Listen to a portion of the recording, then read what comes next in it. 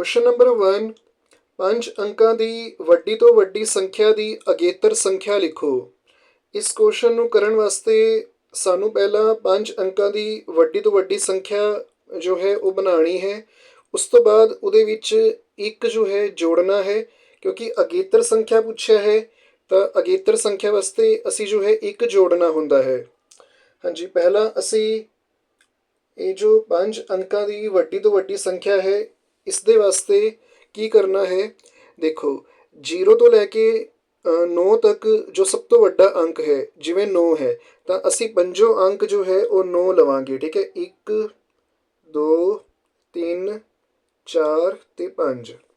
ਹਾਂਜੀ, ਇਹਨਾਂ ਨੇ ਕਿਹਾ ਸੀ 5 ਅੰਕਾਂ ਦੀ ਵੱਡੀ ਤੋਂ ਵੱਡੀ ਸੰਖਿਆ, ਤਾਂ ਸਭ ਤੋਂ ਵੱਡਾ ਅੰਕ ਹੁੰਦਾ ਹੈ 0 ਤੋਂ 9 ਦੇ ਵਿੱਚ 9 ਹੀ ਹੁੰਦਾ ਹੈ। ਠੀਕ ਹੈ, 9 ਸਭ ਤੋਂ ਵੱਡਾ ਅੰਕ ਹੈ ਅਤੇ ਉਸ ਦੇ ਨਾਲ ਅਸੀਂ ਜੋ ਹੈ ਵੱਡੀ ਸੰਖਿਆ ਬਣਾਈ ਹੈ 99,999। ਹੁਣ ਇਹਨਾਂ ਨੇ ਸਾਨੂੰ ਅਗੇਤਰ ਸੰਖਿਆ ਕਿਹਾ ਸੀ ਤਾਂ ਅਸੀਂ ਇੱਕ ਜੋੜਾਂਗੇ। ਇੱਕ ਜੋੜਨ ਦਾ ਕਾਰਨ ਹੈ ਅਗੇਤਰ ਸੰਖਿਆ ਅਸੀਂ ਇਹਦੀ ਪਤਾ ਕਰਨੀ ਹੈ। ਠੀਕ ਹੈ, 5 ਅੰਕਾਂ ਦੀ ਵੱਡੀ ਤੋਂ ਵੱਡੀ ਸੰਖਿਆ ਹੈ 99,999। ਇਹਦੀ ਅਗੇਤਰ ਸੰਖਿਆ ਵਾਸਤੇ ਇੱਕ ਜੋੜ ਰਹੇ ਹਾਂ।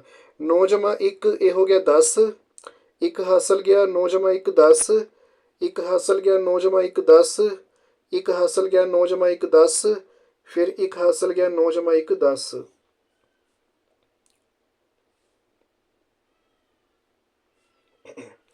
ਹਾਂਜੀ, ਇਕਾਈ, ਦਹਾਈ, ਸੈਂਕੜਾ, ਹਜ਼ਾਰ, 10,000, ਲੱਖ। ਤਾਂ 1 ਲੱਖ ਯਾਨੀ ਕਿ ਇੱਕ ਦੇ ਪਿੱਛੇ 5 ਜ਼ੀਰੋਆਂ ਨੇ। ਠੀਕ ਹੈ, ਸਿਫਰਾਂ ਨੇ, ਤਾਂ ਇਹ ਸਾਡਾ ਆਨਸਰ ਹੈ। ਹੁਣ ਦੇਖ ਲਓ, ਏ ਪਾਰਟ ਅਤੇ ਡੀ ਪਾਰਟ ਦੇ ਵਿੱਚ ਤਾਂ ਆਨਸਰ ਹੀ 9 ਦੇ ਵਿੱਚ ਦੇ ਰੱਖਿਆ ਹੈ, ਉਹ ਤਾਂ ਸਹੀ ਨਹੀਂ ਹੈ। ਬੀ ਪਾਰਟ ਦੇ ਵਿੱਚ 10,000 ਹੈ ਅਤੇ ਸੀ ਪਾਰਟ ਦੇ ਵਿੱਚ 1 ਲੱਖ ਹੈ। ਠੀਕ ਹੈ, ਇਹੀ ਸਾਡਾ ਆਨਸਰ ਹੈ ਸੀ ਪਾਰਟ ਵਾਲਾ।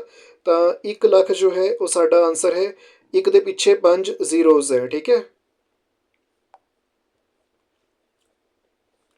ਸੈਕਿੰਡ ਹੈ ਜੀ, 2 ਅੰਕਾਂ ਦੀਆਂ ਕੁੱਲ ਕਿੰਨੀਆਂ ਸੰਖਿਆਵਾਂ ਹਨ। 2 ਅੰਕਾਂ ਦੀਆਂ ਕੁੱਲ ਕਿੰਨੀਆਂ ਸੰਖਿਆਵਾਂ ਹਨ। ਦੇਖੋ, 2 ਅੰਕਾਂ ਦੀਆਂ ਵੈਸੇ ਤਾਂ ਦੇਖੋ ਮੈਂ ਤੁਹਾਨੂੰ ਦੱਸ ਦਿੰਦਾ ਹਾਂ ਇਸ ਨੂੰ, ਇਸ ਕੁਐਸਚਨ ਦਾ ਮਤਲਬ ਕੀ ਹੈ। ਅਗਰ ਅਸੀਂ 0 ਤੋਂ 9 ਤੱਕ ਅਗਰ ਕਾਊਂਟ ਕਰਦੇ ਹਾਂ ਜਾਂ 1 ਤੋਂ 9 ਤੱਕ ਕਾਊਂਟ ਕਰਦੇ ਹਾਂ। ਠੀਕ ਹੈ, ਇੱਕ ਮਿੰਟ ਸਰ, ਜਿਵੇਂ 1 2 3 4 5 6 7 8 ਤੇ 9। ਠੀਕ ਹੈ, ਇਹ ਜੋ ਹੈ ਨਾ, ਮਤਲਬ ਇਹ ਜੋ ਸੰਖਿਆਵਾਂ ਨੇ ਇਹਨਾਂ ਦੇ ਵਿੱਚ ਸਿਰਫ ਇੱਕੋ ਅੰਕ ਆਉਂਦਾ ਹੈ। ਦੇਖੋ, 1 ਇਕੱਲਾ ਹੈ, 2 ਵੀ ਇਕੱਲਾ ਹੈ, 3 4 5 6 7 8 9। ਇਹ ਜੋ ਹੈ ਇਕੱਲੇ ਮਤਲਬ ਇੱਕ ਇੱਕ ਅੰਕ ਵਾਲੇ ਜੋ ਹੈ ਸੰਖਿਆਵਾਂ ਨੇ, ਅਤੇ ਇਹ ਕਿੰਨੀਆਂ ਨੇ, ਇਹ ਹੈਗੀਆਂ ਨੇ 9। ਇਹ 9 ਸੰਖਿਆਵਾਂ ਨੇ। ਹੁਣ 2 ਅੰਕਾਂ ਵਾਲੀ ਸੰਖਿਆਵਾਂ ਸ਼ੁਰੂ ਹੁੰਦੀਆਂ ਨੇ 10 ਤੋਂ, ਅਤੇ ਆਖਰੀ ਦੇਖੋ 10 ਤੋਂ ਬਾਅਦ 11 12 ਫਿਰ 13। ਠੀਕ ਹੈ, ਇਸ ਤਰ੍ਹਾਂ ਅੱਗੇ ਜਾਂਦਾ ਜਾਏਗਾ ਅਤੇ ਇਹ ਜੋ ਹੈ 99 ਤੱਕ 2 ਅੰਕਾਂ ਦੀ ਸੰਖਿਆ ਰਹਿੰਦੀਆਂ ਨੇ। ਠੀਕ ਹੈ, ਕਿਉਂਕਿ 100 ਤੋਂ ਇਹ ਜੋ ਹੈ 3 ਅੰਕ ਹੋ ਜਾਂਦੇ ਨੇ 1 0 0। 99 ਤੱਕ 2 ਅੰਕਾਂ ਦੀ ਸੰਖਿਆ 2 ਅੰਕਾਂ ਦੀ ਸੰਖਿਆਵਾਂ ਹੁੰਦੀਆਂ ਨੇ। ਤਾਂ ਹੁਣ ਅਸੀਂ ਇਹ ਦੱਸਣਾ ਹੈ ਵੀ 2 ਅੰਕਾਂ ਵਾਲੀਆਂ ਸੰਖਿਆਵਾਂ ਕਿੰਨੀਆਂ ਨੇ। ਠੀਕ ਹੈ, ਇਹਦਾ ਮਤਲਬ ਇਹ ਹੈ ਵੀ ਜਿਵੇਂ ਇਹ 99 ਹੈ ਨਾ, ਇਸ 99 ਦੇ ਵਿੱਚੋਂ 1 ਅੰਕ ਵਾਲੀ ਕਿੰਨੀਆਂ ਸੰਖਿਆਵਾਂ ਨੇ, 9 ਨੇ। 1 2 3 4, ਇਹ ਦੇਖ ਸਕਦੇ ਹੋ ਨਾ, ਇਹ ਤੁਸੀਂ, ਇਹ ਸਾਰੀਆਂ ਜੋ ਹੈ 1 ਅੰਕ ਵਾਲੀ ਸੰਖਿਆਵਾਂ ਨੇ। ਤਾਂ 99 ਦੇ ਵਿੱਚੋਂ 9 ਸੰਖਿਆਵਾਂ 1 ਅੰਕ ਵਾਲੀਆਂ ਨੇ। ਅਗਰ ਮੈਂ 99 ਸੰਖਿਆਵਾਂ ਦੇ ਵਿੱਚੋਂ 9 ਸੰਖਿਆਵਾਂ ਜੋ ਕਿ 1 ਅੰਕ ਵਾਲੀਆਂ ਨੇ ਉਹ ਮਾਈਨਸ ਕਰਦਾ, ਘਟਾ ਦਾਂ, ਤਾਂ ਮੇਰੇ ਕੋਲ 2 ਅੰਕ ਵਾਲੀ ਸੰਖਿਆਵਾਂ ਬਚਣਗੀਆਂ। ਠੀਕ ਹੈ, ਦੇਖੋ ਨਾ, 10 ਤੋਂ ਲੈ ਕੇ 99 ਤੱਕ 2 ਅੰਕਾਂ ਵਾਲੀ ਸੰਖਿਆਵਾਂ ਨੇ, ਅਤੇ ਜੇ ਮੈਂ 99 ਤੱਕ ਦੀ ਜੋ ਸੰਖਿਆਵਾਂ ਨੇ ਉਹਨਾਂ ਦੇ ਵਿੱਚੋਂ ਜੋ 1 ਅੰਕ ਵਾਲੀ ਸੰਖਿਆਵਾਂ ਨੇ ਜੋ ਕਿ 1 ਤੋਂ ਸ਼ੁਰੂ ਹੁੰਦੀਆਂ ਨੇ, 1 2 3 4, ਠੀਕ ਹੈ, 5 6 7 8 9, ਇਹ ਜੋ ਹੈ 1 ਅੰਕ ਵਾਲੀ ਸੰਖਿਆਵਾਂ ਨੇ। 99 ਦੇ ਵਿੱਚੋਂ ਅਸੀਂ 1 ਅੰਕ ਵਾਲੀ ਸੰਖਿਆਵਾਂ ਜੋ ਕਿ 9 ਹੈਗੀਆਂ ਨੇ ਉਹ ਜੋ ਹੈ ਘਟਾ ਦਾਂਗੇ, ਤਾਂ ਸਾਡੇ ਕੋਲ 2 ਅੰਕਾਂ ਵਾਲੀ ਸੰਖਿਆਵਾਂ ਬਚਣਗੀਆਂ। ਹਾਂਜੀ, 9 ਦੇ ਵਿੱਚੋਂ 9 ਗਏ ਤਾਂ 0, ਅਤੇ ਇਹ ਵਾਲਾ 9 as it is. It means ਕਿ 90 ਸੰਖਿਆਵਾਂ ਇੱਦਾਂ ਦੀਆਂ ਹਨ ਜਿਨ੍ਹਾਂ ਦੇ ਵਿੱਚ 2 ਅੰਕ ਆਉਂਦੇ ਨੇ। ਠੀਕ ਹੈ, 90 ਸਾਡਾ ਆਨਸਰ ਹੈ। ਤਾਂ 90 ਸੰਖਿਆਵਾਂ ਹਨ 2 ਅੰਕਾਂ ਵਾਲੀਆਂ।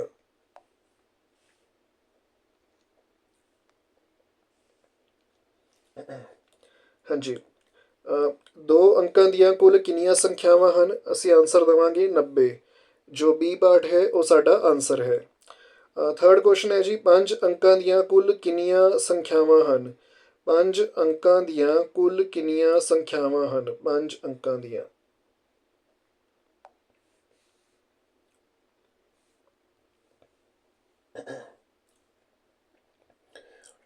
ਦੇਖੋ, ਇਸ ਦੇ ਵਾਸਤੇ ਕੀ ਕਰਨਾ ਹੁੰਦਾ ਹੈ ਵੀ ਜੋ ਪੰਜੋ ਅੰਕ ਹੈ ਨਾ ਉਹ ਤੁਸੀਂ 9 ਮਤਲਬ 999 ਇਸ ਤਰ੍ਹਾਂ ਕਰਕੇ ਲੈ ਲਓ। ਇਹ ਪੰਜ ਅੰਕਾਂ ਦੀ ਸਭ ਤੋਂ ਵੱਡੀ ਸੰਖਿਆ ਹੋ ਗਈ, ਠੀਕ ਹੈ। ਹੁਣ ਜੋ ਚਾਰ ਅੰਕਾਂ ਦੀ ਸਭ ਤੋਂ ਵੱਡੀ ਸੰਖਿਆ ਹੈ, ਮਤਲਬ ਕਿ ਚਾਰੋਂ ਅੰਕ ਤੁਸੀਂ 9 ਲੈਣੇ ਨੇ, ਠੀਕ ਹੈ। ਹਾਂਜੀ, ਇਹ ਜੋ ਹੈ ਤੁਸੀਂ ਇਹਦੇ ਵਿੱਚੋਂ ਘਟਾ ਦੇਣੀ ਹੈ।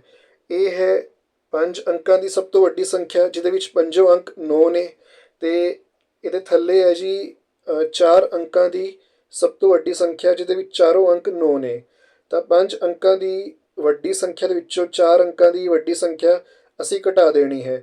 ਇਸ ਦੇ ਨਾਲ ਸਾਡੇ ਕੋਲ ਜੋ ਹੈ ਪੰਜ ਅੰਕਾਂ ਵਾਲੀ ਸੰਖਿਆ ਦਾ ਨੰਬਰ ਆ ਜਾਣਗੇ, ਯਾਨੀ ਕਿ ਉਹਨਾਂ ਦਾ ਜੋ ਅੰਕ ਮਤਲਬ ਜੋ ਵੀ ਸੰਖਿਆ ਨੇ ਉਹ ਪਤਾ ਚੱਲ ਜਾਏਗੀ। ਹਾਂਜੀ, 9 'ਚੋਂ 9 ਗਏ ਤਾਂ 0, 9 'ਚੋਂ 9 ਗਏ 0, 9 'ਚੋਂ 9 ਗਏ 0, 9 'ਚੋਂ 9 ਗਏ 0, ਤਾਂ 90,000 ਸੰਖਿਆਵਾਂ ਨੇ ਇੱਦਾਂ ਦੀਆਂ, ਠੀਕ ਹੈ। ਹਾਂਜੀ, 90,000 ਇਹ ਸਾਡਾ ਆਂਸਰ ਹੈ।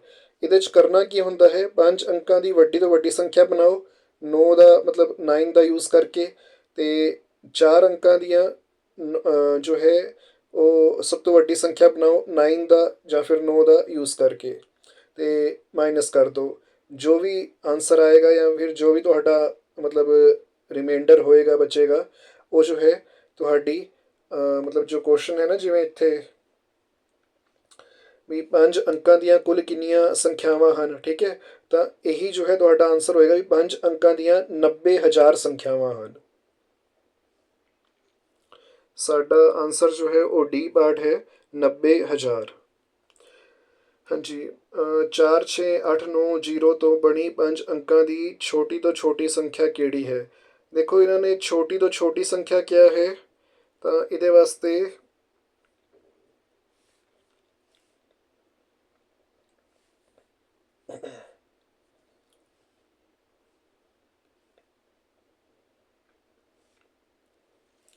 ਹਾਂਜੀ, ਇਹਨਾਂ ਨੇ ਕਿਹਾ ਹੈ ਛੋਟੀ ਤੋਂ ਛੋਟੀ ਸੰਖਿਆ।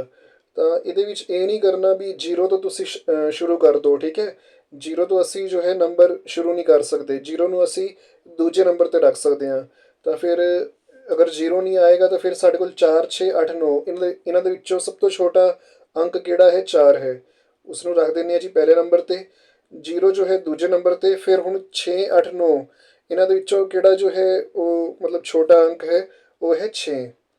ਫਿਰ 8 ਅਤੇ 9 ਦੇ ਵਿੱਚੋਂ ਕਿਹੜਾ ਛੋਟਾ ਅੰਕ ਹੈ? ਉਹ ਹੈ 8। ਜਿਹੜਾ 9 ਹੈ ਉਹ ਸਭ ਤੋਂ ਅਖੀਰ ਦੇ ਵਿੱਚ। ਤਾਂ 40,689 ਇਹ ਸਾਡਾ ਜੋ ਹੈ ਆਂਸਰ ਹੈ। ਤਾਂ ਦੇਖ ਲਓ ਇਹ ਕਿੱਥੇ ਆ ਰਿਹਾ ਹੈ? ਡੀ ਪਾਰਟ ਦੇ ਵਿੱਚ ਆ ਰਿਹਾ ਹੈ। 40,689 ਇਹ ਸਾਡਾ ਜੋ ਹੈ ਆਂਸਰ ਹੈ।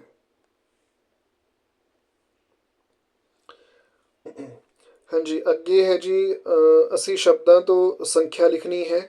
59,059, ਠੀਕ ਹੈ। 59 ਕਿੰਨਾ ਹੁੰਦਾ ਹੈ?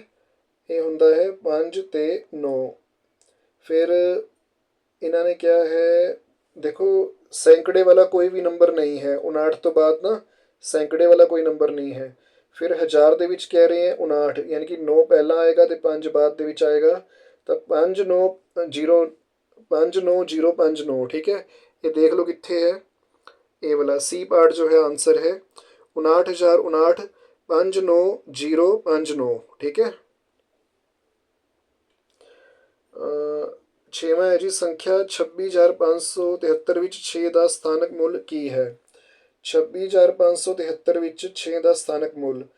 ਦੇਖੋ 3 ਜੋ ਹੈ ਉਹ ਇਕਾਈ 'ਤੇ ਹੈ, 7 ਦਹਾਈ 'ਤੇ ਹੈ, 5 ਸੈਂਕੜੇ 'ਤੇ ਹੈ, 6 ਜੋ ਹੈ ਉਹ ਹਜ਼ਾਰਵੇਂ ਸਥਾਨ 'ਤੇ ਹੈ। ਅਤੇ ਸਥਾਨਕ ਮੁੱਲ ਕੱਢਣ ਵਾਸਤੇ ਅਸੀਂ 6 ਨੂੰ ਜਿਸ ਵੀ ਸਥਾਨ 'ਤੇ ਉਹ ਹੈ, ਜਿਵੇਂ ਹਜ਼ਾਰਵੇਂ ਸਥਾਨ 'ਤੇ ਹੈ ਤਾਂ 1000 ਨਾਲ ਗੁਣਾ ਕਰਾਂਗੇ, ਮਲਟੀਪਲਾਈ ਕਰਾਂਗੇ। ਤਾਂ 6 ਗੁਣਾ 1000 ਇਹ ਹੋ ਜਾਏਗਾ 6000। ਤਾਂ 26,573 ਸੰਖਿਆ ਵਿੱਚ 6 ਦਾ ਸਥਾਨਕ ਮੁੱਲ ਕੀ ਹੈ? 6000।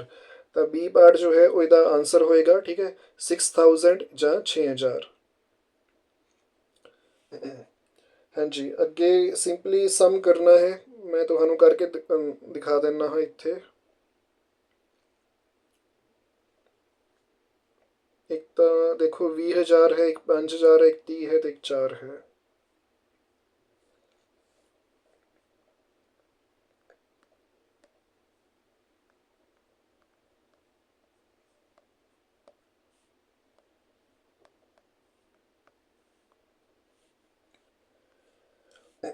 ਹਾਂਜੀ, ਹੁਣ ਅਸੀਂ ਇਹਨਾਂ ਦਾ ਸਮ ਕਰਨਾ ਹੈ, ਐਡੀਸ਼ਨ ਕਰਨਾ ਹੈ।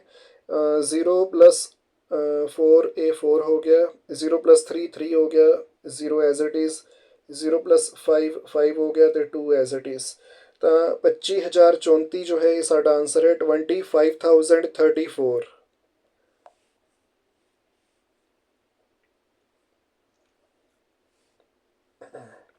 ਹਾਂਜੀ, ਇਹਦੇ ਵਿੱਚ ਦੇਖ ਲਓ ਬੀ ਪਾਰਟ ਜੋ ਹੈ ਉਹ ਸਾਡਾ ਆਂਸਰ ਹੈ 25,034। ਠੀਕ ਹੈ, 25034। ਜੀ ਅਗਲਾ 8ਵਾਂ ਕੁਐਸਚਨ ਹੈ ਜੀ, 7 8 6 7 9 ਅੰਕਾਂ ਤੋਂ ਬਣੀ 5 ਅੰਕਾਂ ਦੀ ਵੱਡੀ ਤੋਂ ਵੱਡੀ ਸੰਖਿਆ ਲਿਖੋ। ਸੰਖਿਆ ਹੈ, ਦੇਖੋ ਸਾਡੇ ਕੋਲ ਅੰਕ ਹੈਗੇ ਨੇ 7 8 6 7 9। ਤਾਂ ਸਭ ਤੋਂ ਵੱਡਾ ਜੋ ਅੰਕ ਹੈ ਉਹ ਹੈ ਸਾਡੇ ਕੋਲ 9। ਹਾਂਜੀ, ਇਸ ਤੋਂ ਬਾਅਦ ਸਾਡੇ ਕੋਲ ਵੱਡਾ ਅੰਕ ਹੈ 8। ਠੀਕ ਹੈ, ਇਹਨਾਂ ਨੇ ਵੱਡੀ ਤੋਂ ਵੱਡੀ ਸੰਖਿਆ ਕਹੀ ਹੈ ਨਾ, ਤਾਂ ਅਸੀਂ ਸਭ ਤੋਂ ਵੱਡੇ ਤੋਂ ਸ਼ੁਰੂ ਕਰਨਾ ਹੈ ਤੇ ਸਭ ਤੋਂ ਛੋਟੇ ਵੱਲ ਨੂੰ ਜਾਣਾ ਹੈ। ਠੀਕ ਹੈ, ਹਾਂਜੀ, ਫਿਰ 7 ਜੋ ਹੈ ਨਾ ਉਹ 2 ਵਾਰੀ ਆ ਰਿਹਾ ਹੈ ਤਾਂ ਅਸੀਂ ਉਸਨੂੰ 2 ਵਾਰੀ ਹੀ ਲਿਖਾਂਗੇ, ਕਿਉਂਕਿ ਮਤਲਬ ਜੋ 6 ਹੈ ਉਹ ਸਭ ਤੋਂ ਛੋਟਾ ਹੈ ਤਾਂ ਉਹ ਸਭ ਤੋਂ ਅਖੀਰ ਦੇ ਵਿੱਚ ਆਏਗਾ। ਹਾਂਜੀ, 98,776। ਇਹ ਨੋਟ ਡਾਊਨ ਕਰ ਲਓ ਕਿੱਥੇ ਹੈ ਇਹ ਵਾਲਾ ਆਂਸਰ। ਸੀ ਪਾਰਟ ਵਾਲਾ ਜੋ ਹੈ ਉਹ ਆਂਸਰ ਹੈ 98,776। 98,098,776। ਠੀਕ ਹੈ, 98,776 ਇਹ ਸਾਡਾ ਜੋ ਹੈ ਆਂਸਰ ਹੈ।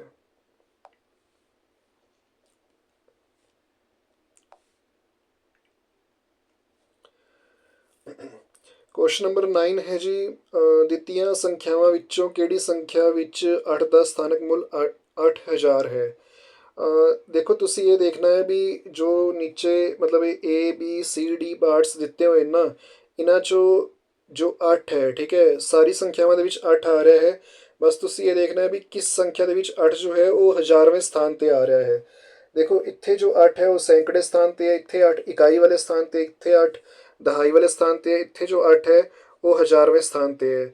ਤਾਂ ਇਹ ਸਾਡਾ ਆਂਸਰ ਹੋਏਗਾ, ਕਿਉਂਕਿ ਜਦੋਂ ਇਸ ਵਾਲੇ 8 ਦਾ ਸਥਾਨਕ ਅਸੀਂ ਮੁੱਲ ਕੱਢਾਂਗੇ ਤਾਂ ਉਹ 8,000 ਆਏਗਾ, ਕਿਉਂਕਿ ਇਹ 1000ਵੇਂ ਸਥਾਨ 'ਤੇ ਹੈ। ਠੀਕ ਹੈ, ਤਾਂ ਡੀ ਪਾਰਟ ਜੋ ਹੈ ਉਹ ਸਾਡਾ ਆਂਸਰ ਹੈ। ਹਾਂਜੀ, ਹੁਣ ਇਹਨਾਂ ਨੇ ਕਿਹਾ ਹੈ ਸੰਖਿਆ 48 ਦਾ ਰੋਮਨ ਅੰਕ ਦੱਸੋ। ਸੰਖਿਆ 48 ਦਾ ਰੋਮਨ ਅੰਕ ਇਹਨਾਂ ਨੇ ਸਾਡੇ ਕੋਲ ਜੋ ਹੈ ਪੁੱਛਿਆ ਹੈ। ਤਾਂ ਦੇਖੋ ਰੋਮਨ ਅੰਕ ਅਸੀਂ ਕਿਵੇਂ ਜੋ ਹੈ ਇਸ ਨੂੰ ਸੋਲਵ ਕਰਦੇ ਹੁੰਦੇ ਹਾਂ। ਜਰਾ ਇਸ ਨੂੰ ਦੇਖੋ ਸੀ ਪਾਰਟ ਨੂੰ, ਇਹਦੇ ਵਿੱਚ ਨਾ ਐਲ ਤੋਂ ਪਹਿਲਾਂ ਐਕਸ ਹੈ।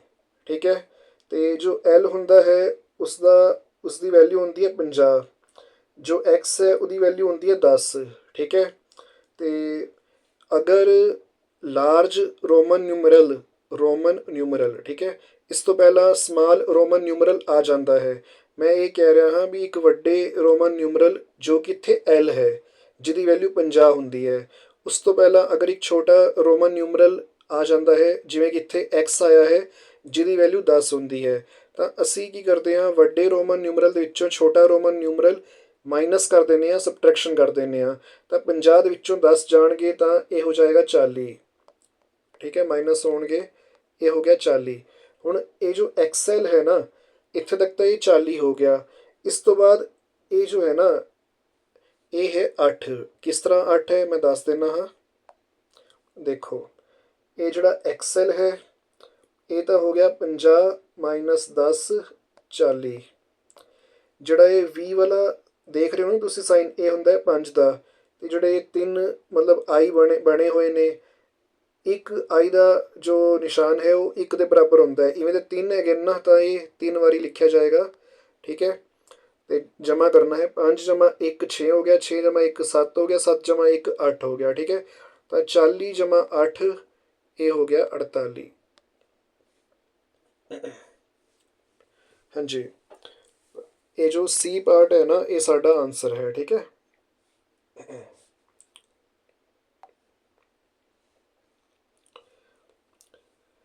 ਨੈਕਸਟ ਹੈ ਜੀ ਸੰਖਿਆ 85 ਦਾ ਰੋਮਨ ਅੰਕ ਦੱਸੋ।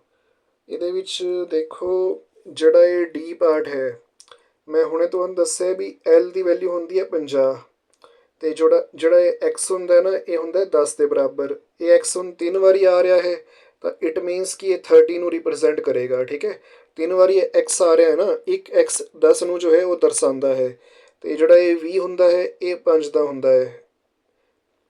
ਤਾਂ ਇਸ ਨੂੰ ਜੋੜ ਕੇ ਦੇਖ ਲਓ, 50 ਜਮ੍ਹਾਂ 30 80 ਹੋ ਗਿਆ, 80 ਜਮ੍ਹਾਂ 5 ਇਹ ਹੋ ਗਿਆ 85। ਇਹਨਾਂ ਨੇ ਇਹੀ ਪੁੱਛਿਆ ਸਾਡੇ ਕੋਲ ਵੀ 85 ਦਾ ਰੋਮਨ ਅੰਕ ਦੱਸੋ, ਤਾਂ ਜੋ ਡੀ ਪਾਰਟ ਹੈ ਉਹ ਸਾਡਾ ਆਨਸਰ ਹੈ। ਠੀਕ ਹੈ, ਐਲ ਦੀ ਵੈਲਿਊ ਹੁੰਦੀ ਹੈ 50, ਐਕਸ ਦੀ ਵੈਲਿਊ ਹੁੰਦੀ ਹੈ 10, 3 ਵਾਰੀ ਐਕਸ ਆਇਆ ਤਾਂ 30 ਹੋ ਗਿਆ, 20 ਦੀ ਵੈਲਿਊ ਹੁੰਦੀ ਹੈ 5, ਤਾਂ 50 ਜਮ੍ਹਾਂ 30 80, 80 ਜਮ੍ਹਾਂ 5 85। ਹਾਂਜੀ, 12ਵਾਂ ਕੁਐਸਚਨ ਹੈ ਜੀ, ਸੰਖਿਆ 10,000 ਦੀ ਪਿਛੇਤਰ ਸੰਖਿਆ ਕਿਹੜੀ ਹੈ। ਸਿੰਪਲ ਹੈ, ਪਿਛੇਤਰ ਸੰਖਿਆ ਪੁੱਛਿਆ ਤਾਂ 1 ਘਟਾ ਦੇਣਾ ਹੈ। ਠੀਕ ਹੈ, 10,000 ਦੀ ਪੁੱਛੀ ਸੀ ਪਿਛੇਤਰ ਸੰਖਿਆ, ਤਾਂ 10,000 ਦੇ ਵਿੱਚੋਂ 1 ਜੋ ਹੈ ਉਹ ਮਾਈਨਸ ਕਰ ਦੇਣਾ ਹੈ। ਹਾਂਜੀ, ਇੱਥੇ ਦੇਖੋ 1 ਕੈਰੀ ਕਰਨਾ ਪਏਗਾ, ਬੋਰੋ ਕਰਨਾ ਪਏਗਾ, ਹਾਸਲ ਲੈਣਾ ਹੈ। ਤਾਂ ਹੁਣ ਕਿਵੇਂ ਲੈਣਾ ਹੈ ਦੇਖੋ, ਇਸ ਵਾਲੇ 1 ਤੋਂ ਇੱਥੇ ਜੋ ਹੈ 1 ਜਾਏਗਾ ਅੱਗੇ, ਇੱਥੇ 10 ਹੋ ਜਾਏਗਾ। ਠੀਕ ਹੈ, ਫਿਰ ਇਸ ਵਾਲੇ 10 ਦੇ ਵਿੱਚੋਂ ਇੱਥੇ 1 ਜਾਏਗਾ ਤਾਂ ਇੱਥੇ 10 ਹੋ ਜਾਏਗਾ, ਇੱਥੋਂ ਦੀ 1 ਗਿਆ ਸੀ, ਇੱਥੇ 9 ਰਹਿ ਗਿਆ ਪਿੱਛੇ। ਠੀਕ ਹੈ, ਹਾਂਜੀ, ਫਿਰ ਇਸ ਵਾਲੇ 10 ਦੇ ਵਿੱਚੋਂ 1 ਜਾਏਗਾ ਤਾਂ ਇੱਧਰ 10 ਹੋ ਜਾਏਗਾ, ਪਰ ਪਿੱਛੇ 9 ਰਹਿ ਜਾਏਗਾ। ਫਿਰ ਇਸ ਵਾਲੇ 10 ਦੇ ਵਿੱਚੋਂ 1 ਜਾਏਗਾ ਤਾਂ ਇੱਥੇ 10 ਹੋ ਜਾਏਗਾ, ਪਰ ਪਿੱਛੇ 9 ਰਹਿ ਜਾਏਗਾ। ਹਾਂਜੀ, 10 ਮਾਈਨਸ 1 ਇਹ ਹੋ ਗਿਆ 9, ਇਹ ਵਾਲਾ 9 ਐਜ਼ ਇਟ ਇਜ਼, ਇਹ ਵਾਲਾ 9 ਐਜ਼ ਇਟ ਇਜ਼, ਇਹ ਵਾਲਾ 9 ਐਜ਼ ਇਟ ਇਜ਼। ਹਾਂਜੀ, 1 ਪਹਿਲਾਂ ਹੀ ਇੱਕ ਜੋ ਹੈ ਮਤਲਬ ਦੇ ਚੁੱਕਿਆ ਹੈ। ਠੀਕ ਹੈ, 1 ਚੋਂ 1 ਕੈਰੀ ਹੋ ਚੁੱਕਿਆ ਹੈ, ਤਾਂ ਕੁਛ ਵੀ ਨਹੀਂ ਰਹਿ ਗਿਆ ਹੈ। ਤਾਂ ਸਾਡਾ ਆਨਸਰ ਹੈ ਜੀ 9,999, 9,999। ਠੀਕ ਹੈ, ਇਹ ਸਾਡਾ ਆਨਸਰ ਹੈ। ਦੇਖ ਲਓ ਕਿੱਥੇ ਆ ਰਿਹਾ ਹੈ, ਇਹ ਪਾਰਟ ਦੇ ਵਿੱਚ ਆ ਰਿਹਾ ਹੈ 9,999।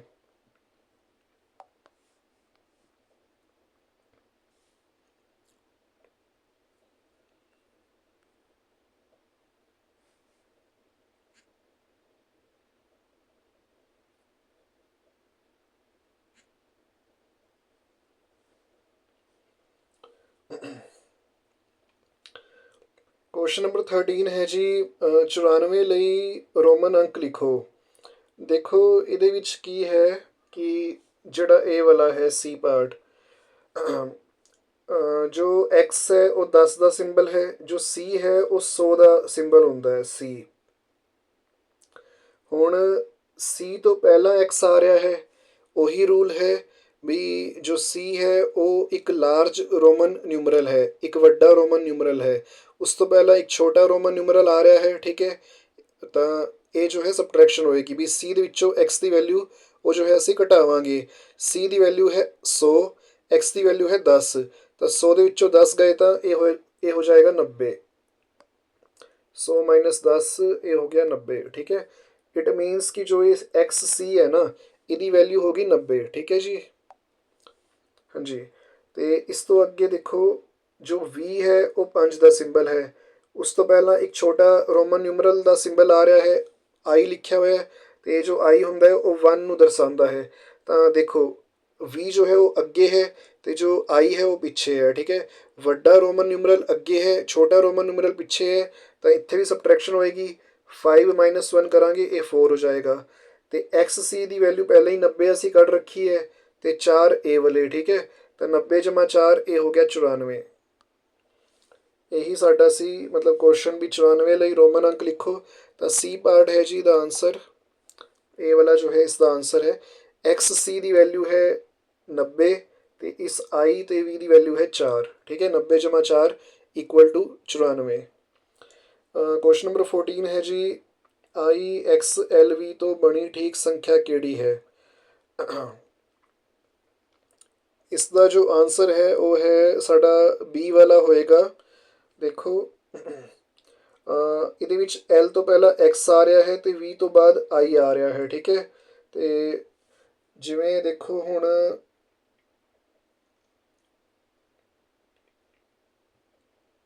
ਇੱਥੇ ਨਾ ਜਿਹੜਾ A ਪਾਰਟ ਹੈ ਉਸ 'ਚ L ਤੋਂ ਪਹਿਲਾਂ I ਆ ਰਿਹਾ ਹੈ। ਇਹ ਜੋ ਹੈ ਕਦੀ ਵੀ ਇਸ ਤਰ੍ਹਾਂ ਨਹੀਂ ਆ ਸਕਦਾ, ਕਿਉਂਕਿ L ਤੋਂ ਪਹਿਲਾਂ I ਨਹੀਂ ਆਉਂਦਾ ਹੁੰਦਾ। I ਦੀ ਜੋ ਵੈਲਿਊ ਹੈ ਉਹ 1 ਹੁੰਦੀ ਹੈ, ਠੀਕ ਹੈ। L ਦੀ ਵੈਲਿਊ 50 ਹੁੰਦੀ ਹੈ। 50 ਦੇ ਵਿੱਚੋਂ ਅਸੀਂ ਇੱਕ ਕਦੀ ਵੀ ਜੋ ਹੈ ਮਾਈਨਸ ਨਹੀਂ ਕਰਦੇ ਹੁੰਦੇ ਰੋਮਨ ਨਿਊਮਰਲਸ ਦੇ ਕੇਸ ਦੇ ਵਿੱਚ। ਤਾਂ ਜੋ A ਪਾਰਟ ਹੈ ਉਹ ਨਹੀਂ ਹੋ ਸਕਦਾ। ਅਤੇ ਜੋ ਦੇਖੋ, ਹਾਂਜੀ, ਇਹ C ਪਾਰਟ ਦੇ ਵਿੱਚ ਜ਼ਰਾ ਦੇਖਣਾ, ਜੋ L ਹੈ ਉਸ ਤੋਂ ਪਹਿਲਾਂ I ਆ ਰਿਹਾ ਹੈ, ਠੀਕ ਹੈ। ਉਹੀ ਕੇਸ ਹੈ ਜੋ A ਪਾਰਟ ਦੇ ਵਿੱਚ ਆਇਆ ਸੀ ਵੀ ਵੱਡੇ ਰੋਮਨ ਨਿਊਮਰਲ ਤੋਂ ਪਹਿਲਾਂ ਇੱਕ ਜੋ ਹੈ ਛੋਟਾ ਰੋਮਨ ਨਿਊਮਰਲ ਆ ਰਿਹਾ ਹੈ, ਪਰ ਰੂਲਸ ਦੇ ਅਕੋਰਡਿੰਗ L ਦੇ ਵਿੱਚੋਂ ਅਸੀਂ I ਜੋ ਹੈ ਮਾਈਨਸ ਨਹੀਂ ਕਰ ਸਕਦੇ। 50 ਦੇ ਵਿੱਚੋਂ ਇੱਕ ਜੋ ਹੈ ਮਾਈਨਸ ਨਹੀਂ ਕਰ ਸਕਦੇ, ਠੀਕ ਹੈ। ਇਹ ਰੂਲਸ ਮੈਂ ਹੁਣੇ ਜੋ ਹੈ 6th ਕਲਾਸ ਦੀ ਵੀਡੀਓ ਬਣਾਈ ਹੈ। 6th ਕਲਾਸ ਦੀ ਵੀਡੀਓ, ਹਾਂਜੀ, 6th ਕਲਾਸ ਨੂੰ ਰੋਮਨ ਨਿਊਮਰਲਸ ਮੈਂ ਹੁਣੇ ਕਰਵਾਏ ਹੈ, ਠੀਕ ਹੈ। 1.5 ਹੈ ਮੇਰੇ ਖਿਆਲ ਤੋਂ ਐਕਸਰਸਾਈਜ਼। ਅਤੇ ਅਗਰ ਤੁਹਾਨੂੰ ਡਿਟੇਲ ਦੇ ਵਿੱਚ ਸਮਝਣਾ ਹੈ ਤਾਂ ਤੁਸੀਂ ਉਹ ਐਕਸਰਸਾਈਜ਼ ਦੇਖ ਸਕਦੇ ਹੋ, ਠੀਕ ਹੈ। 1.5 ਹੈ 6th ਕਲਾਸ ਦੀ, ਉਸ ਦੇ ਵਿੱਚ ਰੋਮਨ ਨਿਊਮਰਲਸ ਦੇ ਸਾਰੇ ਰੂਲਸ ਮੈਂ ਸਮਝਾਏ ਹੈ। ਹਾਂਜੀ, ਇਹ ਵੀ ਨਹੀਂ ਹੋ ਸਕਦਾ। ਅਤੇ ਸੇਮ ਇੱਥੇ ਹੈ, L ਤੋਂ ਪਹਿਲਾਂ ਜੋ ਹੈ ਇੱਥੇ ਜੋ ਹੈ ਉਹ I ਆ ਰਿਹਾ ਹੈ, ਔਰ X ਤੋਂ ਪਹਿਲਾਂ ਜੋ ਹੈ ਉਹ 5 ਮਤਲਬ ਇਹ V ਆ ਰਿਹਾ ਹੈ, ਠੀਕ ਹੈ। ਅਤੇ X ਤੋਂ ਪਹਿਲਾਂ V ਵੀ ਨਹੀਂ ਆ ਸਕਦਾ, L ਤੋਂ ਪਹਿਲਾਂ I ਵੀ ਨਹੀਂ ਆ ਸਕਦਾ, ਤਾਂ D ਵੀ ਨਹੀਂ ਹੈ। ਤਾਂ ਇੱਕੋ ਹੀ ਬਚਦਾ ਜੀ ਸਾਡਾ B ਵਾਲਾ, ਠੀਕ ਹੈ। ਇਸ ਦੇ ਵਿੱਚ ਸਭ ਕੁਝ ਠੀਕ ਹੈ। L ਤੋਂ ਪਹਿਲਾਂ X ਆ ਸਕਦਾ ਹੈ, 50 ਦੇ ਵਿੱਚੋਂ 10 ਜੋ ਹੈ ਉਹ ਮਾਈਨਸ ਹੋ ਸਕਦੇ ਨੇ, ਅਤੇ 20 ਤੋਂ ਬਾਅਦ I ਆ ਸਕਦਾ ਹੈ, ਯਾਨੀ ਕਿ 5 ਦੇ ਵਿੱਚ 1 ਜੋੜਿਆ ਜਾ ਸਕਦਾ ਹੈ, ਠੀਕ ਹੈ। ਵੈਸੇ ਇਹ 40 ਅਤੇ 46 ਨੂੰ ਦਰਸਾ ਰਿਹਾ ਜੀ। ਇਹ ਜੋ ਰੋਮਨ ਨਿਊਮਰਲ ਹੈ, XL ਦੀ ਵੈਲਿਊ ਹੋ ਗਈ 40 ਅਤੇ VI ਦੀ ਵੈਲਿਊ ਹੋ ਗਈ 6, ਤਾਂ 40 ਜਮ੍ਹਾਂ 6 ਇਹ ਹੋ ਗਿਆ 46।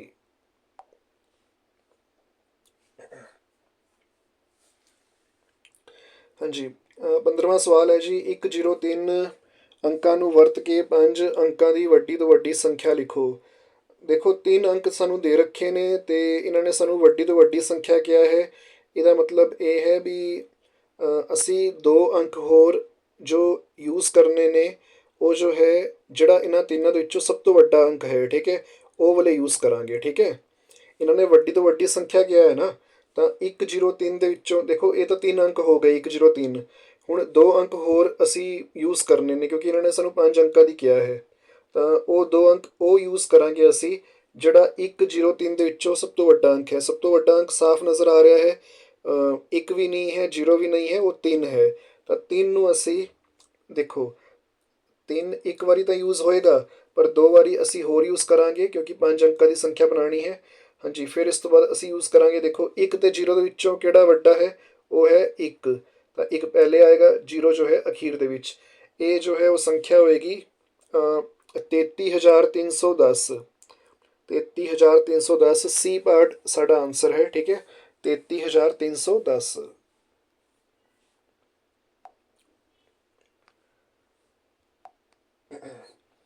ਹਾਂਜੀ, 16ਵਾਂ ਸਵਾਲ ਹੈ ਜੀ, 9, 8, 0 ਅੰਕਾਂ ਨੂੰ ਵਰਤ ਕੇ 4 ਅੰਕਾਂ ਦੀ ਛੋਟੀ ਤੋਂ ਛੋਟੀ ਸੰਖਿਆ ਲਿਖੋ।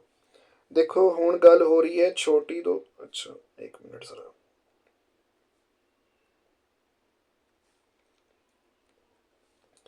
ਹਾਂਜੀ, ਹੁਣ ਗੱਲ ਹੋ ਰਹੀ ਹੈ ਇੱਕ ਤਾਂ 4 ਅੰਕਾਂ ਦੀ ਅਤੇ ਛੋਟੀ ਤੋਂ ਛੋਟੀ ਸੰਖਿਆ ਦੀ, ਠੀਕ ਹੈ। ਅੰਕ ਸਾਨੂੰ ਇਸ ਵਾਰ ਵੀ ਜੋ ਹੈ 3 ਹੀ ਦਿੱਤੇ ਹੋਏ ਨੇ, 9, 8 ਅਤੇ 0, ਅਤੇ ਇਹਨਾਂ ਨੇ ਕਿਹਾ ਹੈ ਛੋਟੀ ਤੋਂ ਛੋਟੀ ਸੰਖਿਆ। 0 ਨੂੰ ਅਸੀਂ ਸਟਾਰਟਿੰਗ ਦੇ ਵਿੱਚ ਲੈ ਨਹੀਂ ਸਕਦੇ, ਤਾਂ ਦੇਖੋ 9 ਅਤੇ 8 ਦੇ ਵਿੱਚੋਂ ਮਤਲਬ ਛੋਟਾ ਅੰਕ ਕਿਹੜਾ ਹੈ, ਉਹ ਹੈ 8, ਤਾਂ ਅਸੀਂ ਆਪਣਾ ਜੋ ਨੰਬਰ ਹੈ ਉਹ 8 ਤੋਂ ਸ਼ੁਰੂ ਕਰਾਂਗੇ। ਹਾਂਜੀ, ਫਿਰ ਹੁਣ ਅਸੀਂ 0 ਨੂੰ 2 ਵਾਰੀ ਵਰਤ ਸਕਦੇ ਹਾਂ, ਠੀਕ ਹੈ। ਉਹਦਾ ਕਾਰਨ ਇਹ ਹੈ ਵੀ 0 ਜੋ ਹੈ ਉਹ ਸਭ ਤੋਂ ਛੋਟਾ ਅੰਕ ਹੈ, ਤਾਂ 0 ਦਾ ਅਸੀਂ ਮਤਲਬ ਜੋ ਹੈ 2 ਵਾਰੀ ਯੂਜ਼ ਕਰਾਂਗੇ। ਸਾਨੂੰ 4 ਅੰਕਾਂ ਦੀ ਬਣਾਉਣੀ ਹੈ ਨਾ, ਅੰਕ ਸਾਡੇ ਕੋਲ 3 ਹੈਗੇ ਸੀ, ਇਟ ਮੀਨਸ ਕਿ ਸਾਨੂੰ ਕੋਈ ਇੱਕ ਅੰਕ 2 ਵਾਰੀ ਯੂਜ਼ ਕਰਨਾ ਪਏਗਾ, ਅਤੇ ਕਿਉਂਕਿ ਛੋਟੀ ਸੰਖਿਆ ਬਣਾਉਣੀ ਹੈ ਤਾਂ ਅਸੀਂ ਇਸ ਕਰਕੇ 0 ਦਾ ਅੰਕ ਯੂਜ਼ ਕਰ ਰਹੇ ਹਾਂ 2 ਵਾਰੀ। ਹਾਂਜੀ, ਹੁਣ 9 ਰਹਿ ਗਿਆ ਹੈ, ਤਾਂ 9, ਠੀਕ ਹੈ। 8009 ਜੋ ਹੈ ਇਹ ਸਾਡਾ ਆਨਸਰ ਹੋਏਗਾ। ਤਾਂ ਤੁਸੀਂ ਦੇਖ ਸਕਦੇ ਹੋ ਡੀ ਪਾਰਟ ਦੇ ਵਿੱਚ ਜੋ ਦਿੱਤਾ ਗਿਆ ਹੈ ਇਹ ਸਾਡਾ ਆਨਸਰ ਹੈ 8009, 8009। ਹਾਂਜੀ, 17ਵਾਂ ਕੁਐਸਚਨ ਹੈ ਜੀ, 758 ਦਾ ਨੇੜਲੀ ਦਹਾਈ ਵਿੱਚ ਨਿਕਟੀਕਰਨ ਕੀ ਹੋਵੇਗਾ। ਹੁਣੇ ਅਸੀਂ ਐਕਸਰਸਾਈਜ਼ 1.4 ਕੀਤੀ ਹੈ, ਠੀਕ ਹੈ। ਉਸਦੇ ਵਿੱਚ ਨਿਕਟੀਕਰਨ ਚੰਗੀ ਤਰ੍ਹਾਂ ਸਮਝਿਆ ਹੈ। ਇੱਥੇ ਨੇੜਲੀ ਦਹਾਈ ਦੇ ਵਿੱਚ ਕਿਆ ਹੈ, ਦਹਾਈ ਵਾਸਤੇ ਅਸੀਂ ਇਕਾਈ ਦਾ ਅੰਕ ਦੇਖਾਂਗੇ। ਇਕਾਈ ਦਾ ਅੰਕ 8 ਹੈ ਜੋ ਕਿ 5 ਤੋਂ ਵੱਡਾ ਹੈ, ਤਾਂ ਜੋ ਦਹਾਈ ਦਾ ਅੰਕ ਹੈ 5, ਉਹਦੇ ਵਿੱਚ 1 ਜੋੜਾਂਗੇ, ਇਹ ਹੋ ਜਾਏਗਾ 6 ਅਤੇ 0, ਇਕਾਈ ਦਾ ਅੰਕ 0 ਹੋ ਜਾਏਗਾ। ਹਾਂਜੀ, 758 ਦਾ ਨੇੜਲੀ ਦਹਾਈ ਵਿੱਚ ਨਿਕਟੀਕਰਨ ਕੀ ਹੋਵੇਗਾ, 760। ਤਾਂ ਸਾਡਾ ਆਨਸਰ ਹੋਏਗਾ ਜੀ ਬੀ ਪਾਰਟ, ਯਾਨੀ ਕਿ 760।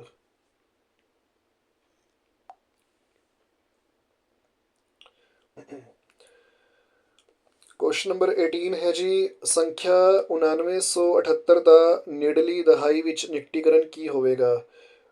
9978 ਦਾ ਦੇਖੋ ਨੇੜਲੀ ਦਹਾਈ ਵਿੱਚ ਕਹਿ ਰਹੇ ਹੈ, ਤਾਂ ਅਸੀਂ ਇਕਾਈ ਵਾਲਾ ਅੰਕ ਦੇਖਣਾ ਹੈ।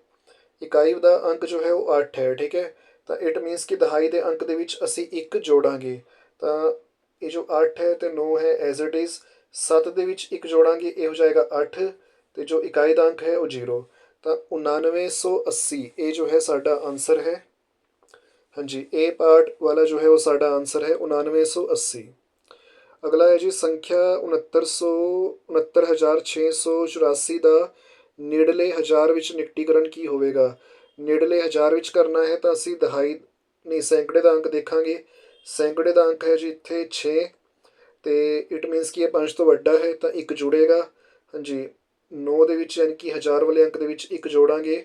ਤਾਂ ਦੇਖੋ ਇੱਥੇ ਨਾ ਮੈਂ ਤੁਹਾਨੂੰ ਕਰਕੇ ਦਿਖਾਉਂਦਾ। ਇਸ 9 ਦੇ ਵਿੱਚ ਜਦੋਂ ਅਸੀਂ 1 ਜੋੜਾਂਗੇ ਨਾ ਤਾਂ ਇਹ 10 ਬਣ ਜਾਏਗਾ, ਠੀਕ ਹੈ। ਇਹਦਾ ਇੱਕ ਜੋ ਹੈ ਹਾਸਲ ਜਾਏਗਾ, ਤਾਂ 6 ਜਮਾ 1 7 ਹੋ ਜਾਏਗਾ।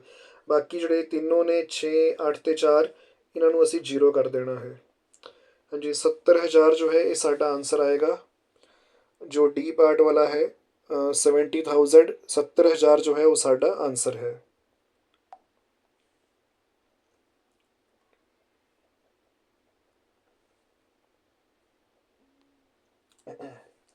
ਹਾਂਜੀ, 20ਵਾਂ ਸਵਾਲ ਹੈ ਜੀ, ਜੇਕਰ ਸੰਖਿਆ ਦਾ 10,000 ਵਿੱਚ ਨਿਕਟੀਕਰਨ ਕਰਨਾ ਹੋਵੇ ਤਾਂ ਕਿਸ ਸਥਾਨ ਦੀ ਸੰਖਿਆ ਨੂੰ ਦੇਖ ਕੇ ਨਿਕਟੀਕਰਨ ਕਰਨਾ ਹੋਵੇਗਾ। ਦੇਖੋ ਇਹਨਾਂ ਦਾ ਸਵਾਲ ਇਹ ਹੈ ਵੀ ਅਗਰ ਅਸੀਂ 10,000 ਵਿੱਚ ਨਿਕਟੀਕਰਨ ਕਰਨਾ ਹੈ ਤਾਂ ਅਸੀਂ ਕਿਸ ਸਥਾਨ ਦੀ ਸੰਖਿਆ ਨੂੰ ਦੇਖ ਕੇ ਨਿਕਟੀਕਰਨ ਕਰਾਂਗੇ।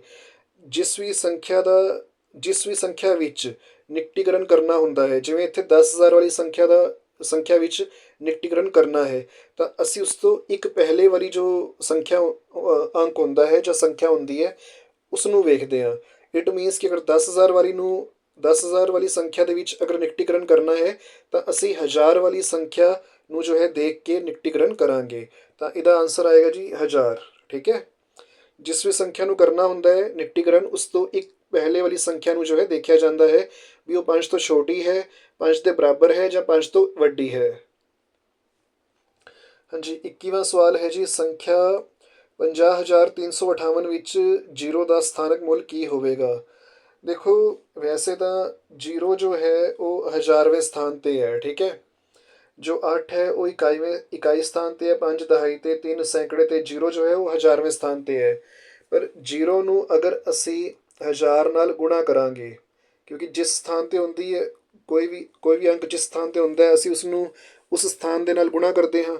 ਅਗਰ 0 ਨੂੰ 1000 ਨਾਲ ਗੁਣਾ ਕਰਾਂਗੇ ਤਾਂ ਇਹ 0 ਹੋ ਜਾਏਗਾ, ਕਿਉਂਕਿ ਕਿਸੇ ਵੀ ਅਗਰ ਨੰਬਰ ਨੂੰ ਅਸੀਂ 0 ਦੇ ਨਾਲ ਗੁਣਾ ਕਰਦੇ ਹਾਂ, ਮਲਟੀਪਲਾਈ ਕਰਦੇ ਹਾਂ, ਤਾਂ ਉਹ 0 ਹੋ ਜਾਂਦਾ ਹੈ। ਤਾਂ ਡੀ ਪਾਰਟ ਜੋ ਹੈ ਉਹ ਸਾਡਾ ਆਨਸਰ ਹੋਏਗਾ, ਠੀਕ ਹੈ। 0 ਇਜ਼ ਦਾ ਆਨਸਰ। ਨੈਕਸਟ ਹੈ ਜੀ, ਰੋਮਨ ਸੰਖਿਆ ਲਿਖਦੇ ਸਮੇਂ ਕਿਹੜੇ ਚਿੰਨ੍ਹ ਦੁਹਰਾਏ ਨਹੀਂ ਜਾਂਦੇ ਨੇ, ਠੀਕ ਹੈ। ਜੋ ਬੀ ਪਾਰਟ ਹੈ ਇਸ ਦੇ ਵਿੱਚ ਐਲ ਅਤੇ ਵੀ, ਠੀਕ ਹੈ, ਇਹ ਜੋ ਹੈ ਇਸ ਦਾ ਆਨਸਰ ਹੈ। ਇਹਦੇ ਵਾਸਤੇ ਵੀ ਮੇਰੀ 6th ਕਲਾਸ ਦੀ 1.5 ਦੀ ਜੋ ਹੈ 1.5 ਦੀ, ਠੀਕ ਹੈ, ਇਹ ਵੀਡੀਓ ਜਾ ਕੇ ਤੁਸੀਂ ਦੇਖ ਸਕਦੇ ਹੋ 6th ਕਲਾਸ ਦੀ। ਉਹਦੇ ਵਿੱਚ ਮੈਂ ਰੋਮਨ ਨਿਊਮਰਲਸ ਦੇ ਜੋ ਰੂਲਸ ਨੇ, ਠੀਕ ਹੈ, ਉਹ ਚੰਗੀ ਤਰ੍ਹਾਂ ਸਮਝਾਏ ਨੇ। ਉਹਨਾਂ ਰੂਲਸ ਦੇ ਵਿੱਚੋਂ ਹੀ ਇੱਕ ਜੋ ਹੈ ਇਹ ਰੂਲ ਹੈ ਵੀ ਰੋਮਨ ਸੰਖਿਆਵਾਂ ਲਿਖਦੇ ਸਮੇਂ ਕਿਹੜੇ ਚਿੰਨ੍ਹ ਦੁਹਰਾਏ ਨਹੀਂ ਜਾਂਦੇ ਨੇ, ਐਲ ਅਤੇ ਵੀ, ਠੀਕ ਹੈ। ਐਲ ਜੋ ਹੈ ਉਹ 50 ਨੂੰ ਦਰਸਾਉਂਦਾ ਹੈ, ਅਤੇ ਜੋ ਇਹ ਵਾਲਾ ਜੋ ਵੀ ਹੁੰਦਾ ਹੈ ਉਹ 5 ਨੂੰ ਦਰਸਾਉਂਦਾ ਹੈ, ਠੀਕ ਹੈ। ਐਲ ਜੋ ਹੈ ਉਹ ਅਸੀਂ 50 ਦੇ ਮਤਲਬ 50 ਦੀ ਵੈਲਿਊ ਨੂੰ ਜੋ ਹੈ ਲਿਖਣ ਵਾਸਤੇ ਯੂਜ਼ ਕਰਦੇ ਹਾਂ, ਅਤੇ ਵੀ ਨੂੰ ਜੋ ਹੈ ਅਸੀਂ 5 ਨੂੰ ਲਿਖਣ ਵਾਸਤੇ ਜੋ ਹੈ ਯੂਜ਼ ਕਰਦੇ ਹਾਂ। ਰੋਮਨ ਸੰਖਿਆ ਵਿੱਚ ਐਲ ਔਰ ਵੀ ਜੋ ਹੈ ਇਹ ਚਿੰਨ੍ਹ ਦੁਹਰਾਏ ਨਹੀਂ ਜਾਂਦੇ। ਹਾਂਜੀ ਨੈਕਸਟ ਹੈ ਜੀ 1 ਲੱਖ ਵਿੱਚ ਕਿੰਨੇ ਅੰਕ ਹੁੰਦੇ ਹਨ। ਦੇਖ ਲਓ ਜੀ ਲਿਖ ਕੇ। ਇਕਾਈ, ਦਹਾਈ, ਸੈਂਕੜਾ, ਹਜ਼ਾਰ, 10,000, ਲੱਖ। ਠੀਕ ਹੈ। 1 2 3 4 5 6 6 ਅੰਕ ਹੁੰਦੇ ਹਨ ਜੀ। ਬੀ ਪਾਰਟ ਇਹਦਾ ਆਂਸਰ ਹੈ। 6 ਅੰਕ ਹੁੰਦੇ ਹਨ 1 ਲੱਖ ਵਿੱਚ। 24ਵਾਂ ਸਵਾਲ ਹੈ ਜੀ 1 ਲੱਖ ਵਿੱਚ ਕਿੰਨੇ ਹਜ਼ਾਰ ਹੁੰਦੇ ਹਨ। ਦੇਖੋ ਇਹ ਵੀ ਸਿੰਪਲ ਹੈ। ਜਿਵੇਂ ਇਹਨਾਂ ਨੇ ਕਿਹਾ ਹੈ ਨਾ ਵੀ 1 ਲੱਖ, 1 ਮਿੰਟ ਜੀ,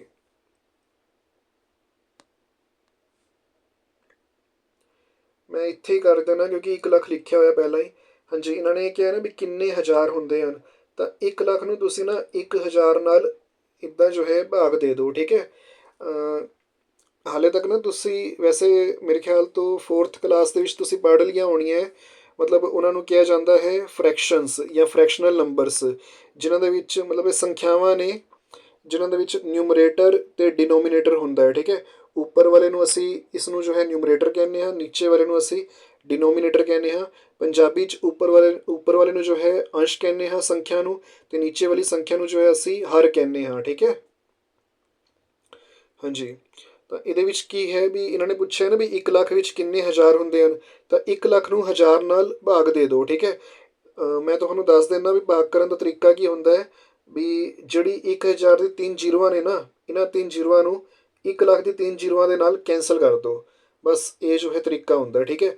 ਸਾਨੂੰ ਇਹ ਕੱਢਣਾ ਸੀ ਵੀ 1 ਲੱਖ ਵਿੱਚ ਕਿੰਨੇ ਹਜ਼ਾਰ ਹੁੰਦੇ ਹਨ। ਦੇਖੋ ਕੀ ਬਚਿਆ ਹੈ, ਸਾਡੇ ਕੋਲ 100 ਬਚਿਆ ਹੈ। ਤਾਂ ਬਸ ਇਹੀ ਸਾਡਾ ਆਨਸਰ ਹੈ ਵੀ 1 ਲੱਖ ਦੇ ਵਿੱਚ 100,000 ਹੁੰਦੇ ਹਨ। 1 ਲੱਖ ਦੇ ਵਿੱਚ 100,000 ਹੁੰਦੇ ਹਨ।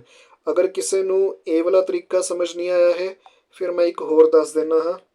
ਦੇਖੋ ਅਗਰ ਮੈਂ 100 ਨੂੰ 1,000 ਨਾਲ ਗੁਣਾ ਕਰਾਂ, ਠੀਕ ਹੈ, ਇਹ ਮੈਂ ਤੁਹਾਨੂੰ ਸਮਝਾਇਆ ਹੋਇਆ ਹੈ ਵੀ ਜੋ 1 ਹੈ ਉਹ 1 ਨਾਲ ਗੁਣਾ ਹੋ ਕੇ ਇੱਥੇ ਲਿਖ ਲਾਂਗੇ, ਅਤੇ 100 ਦੀ 2 ਜ਼ੀਰੋਆਂ, ਠੀਕ ਹੈ, ਅਤੇ ਹਜ਼ਾਰ ਦੀ ਇਹ ਜੋ 3 ਜ਼ੀਰੋਆਂ ਨੇ ਇਹਨਾਂ ਨੂੰ ਇੱਥੇ ਲਿਖ ਲਾਂਗੇ।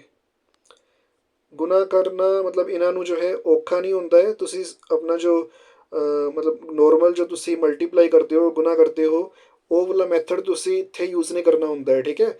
ਇਹ ਜਿਹੜੇ ਜ਼ੀਰੋਜ਼ ਵਾਲੇ ਹੁੰਦੇ ਆ ਨਾ, ਇਹਨਾਂ ਨੂੰ ਮਤਲਬ ਮਲਟੀਪਲਾਈ ਕਰਨ ਦਾ ਇਹੀ ਮੈਥਡ ਹੁੰਦਾ ਹੈ ਵੀ 1 ਨੂੰ 1 ਨਾਲ ਮਤਲਬ ਮਲਟੀਪਲਾਈ ਕਰਤਾ ਤਾਂ 1 ਆ ਗਿਆ। ਠੀਕ ਹੈ। ਅਤੇ ਜਿਹੜੀ ਜ਼ੀਰੋਜ਼ ਸੀ ਉਹ ਬਸ 1 ਦੇ ਨਾਲ ਅਸੀਂ ਕਾਊਂਟ ਕਰਕੇ ਲਿਖ ਦੇਣੀਆਂ ਹੁੰਦੀਆਂ। ਦੇਖੋ ਹਾਂਜੀ ਹੁਣ ਇਹ ਕੀ ਹੈ, ਇਹ ਹੈ 1 ਲੱਖ। ਠੀਕ ਹੈ। ਇਹ ਹੈ 1 ਲੱਖ।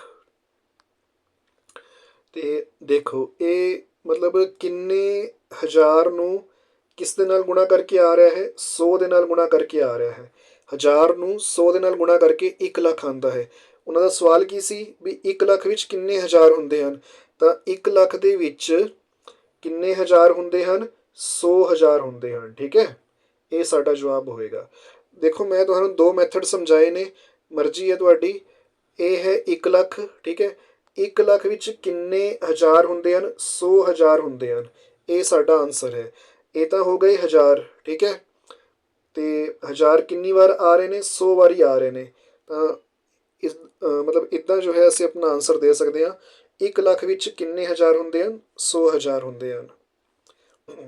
ਤੁਸੀਂ ਭਾਗ ਕਰਕੇ ਕਰਨਾ ਹੈ, ਭਾਗ ਕਰਕੇ ਕਰ ਸਕਦੇ ਹੋ, ਡਿਵਾਈਡ ਕਰਕੇ, ਮਲਟੀਪਲਾਈ ਕਰਕੇ ਕਰਨਾ ਹੈ, ਇਸ ਨੂੰ ਮਲਟੀਪਲਾਈ ਕਰਕੇ ਦੇਖ ਸਕਦੇ ਹੋ। ਠੀਕ ਹੈ।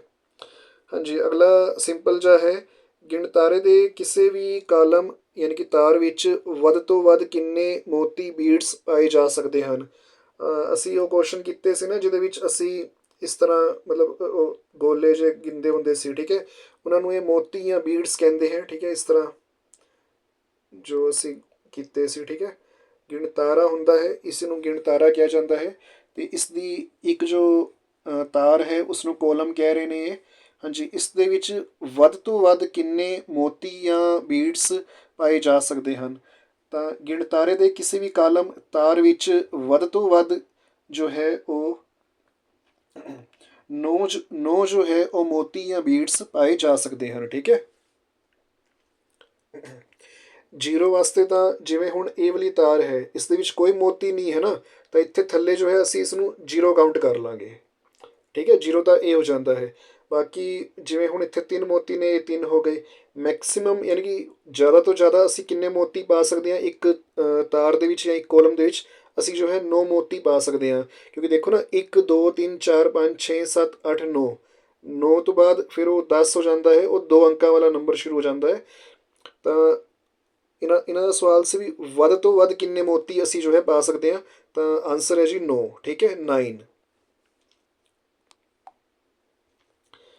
ਜੇ ਕਿਸੇ ਵੀ ਬੱਚੇ ਨੂੰ ਕੋਈ ਕੁਐਸਚਨ ਸਮਝ ਨਹੀਂ ਆਇਆ ਹੈ ਤਾਂ ਮੈਨੂੰ ਨੀਚੇ ਜੋ ਹੈ ਕਮੈਂਟ ਦੇ ਵਿੱਚ ਜ਼ਰੂਰ ਦੱਸ ਦੇਣਾ।